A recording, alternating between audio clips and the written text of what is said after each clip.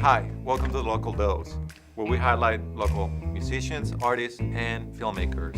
My name is George Le Chevalier, and we're here today with artist Mark Smith, also known as the Cracker Barrel Surrealist. First of all, thank you for joining us, Mark. Thank you, George. Appreciate it. I have to tell you, you're one of my favorite artists around. I love your work. It's so exciting, so surreal in a sense. Can you explain to me a little bit about your work? That's a good question. I don't know if I can actually put my finger on it completely. I really like drawing more than anything else. I enjoy the medium of ink and the medium of graphite. And a lot of times I work very small. A lot of times I work in sketchbooks. And as I digitize things and try to make it a little bit bigger, I'll either scale it up for a painting or I'll just, work it in the computer at some point. So let me understand this, and for the viewers at home, you start with traditional media like pen, ink, pencil, and then you bring the computer into the formula, and then you end up using paints. Is that correct? That's a good synopsis of it all. I like to have my hands on something and feel the pressure and the texture and the whole medium of what I'm working with. When I'm in the computer, it has a different sensation, and I'm able to do a lot more. I do a lot different approach, but I use the traditional approach to kind of guide me to where I want to go for the finished product. I've heard your work described as lowbrow. What exactly is lowbrow? It's a good question. Lowbrow is a mixture of a lot of different elements. It's kind of a comic book. It's a little bit of graffiti. It's a little bit of horror, I guess you could say, to some extent. But it's non-traditional, but has a popular venue to it. Oh, that's really interesting. Mark, can you tell me how you started being an artist? Did you went to school, or are you self-taught? How do you get to this? Actually, that kind of leads into the idea of what I interpret myself as the Cracker Barrel Surrealist. Cracker Barrel gives a kind of a folksy approach to things.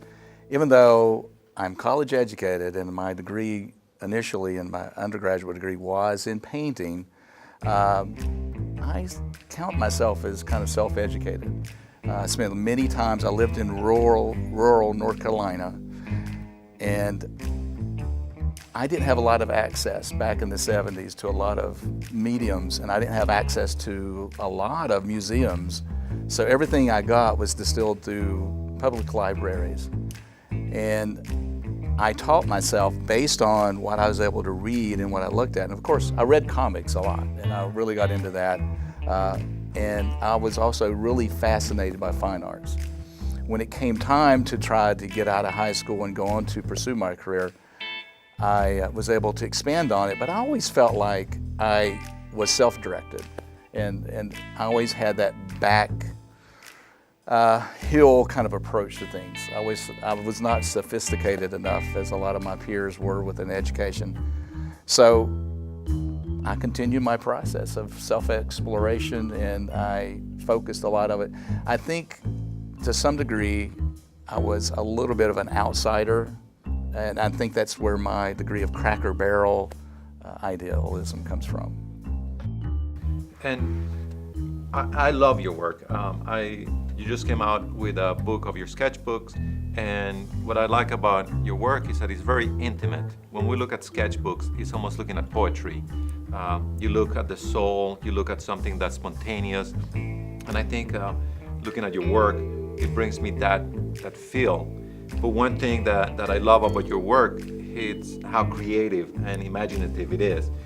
You come up with some critters and some creatures, and again, how do you get to that point? What inspires you to get to this?